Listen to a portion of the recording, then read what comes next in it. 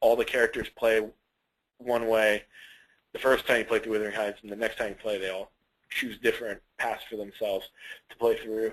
And but you get to play, and you can also switch to different characters, and you play as them, but now your character becomes an intelligent agent. And I think I'm getting a little confusing with that. But the interesting thing is you could take a character from Wuthering Heights and then put them into like a sci-fi world and see how they start communicating, and they'll try and talk and find like things to talk about.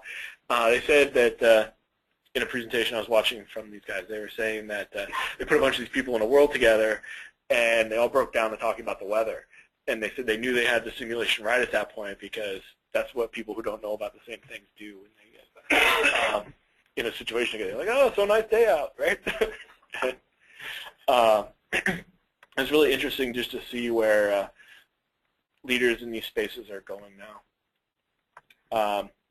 So 3D printing is a little bit off from the other creation things, but I think it's important. People are able to create their own stuff now. So we can start sharing board games. We don't have to go to the store and buy like a 40-pound box to have the board game. We can, well, I obviously play more European board games, but, you know, or like a slightly heavier box for like the Monopoly players here. But you don't have to go and like buy the whole board game. Why not buy it online and then just print the pieces, play at home?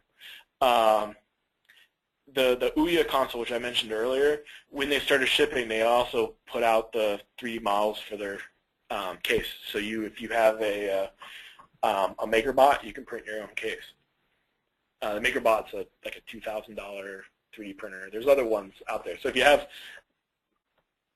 a 3D printer, you can load these files in and you can print your own cases for it. I think we're going to get like a really cool set of cases where they have like superhero styled ones or like whatever people like.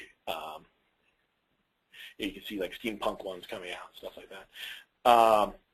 Or if you had like a special one for your organization, maybe you print your own cases for that.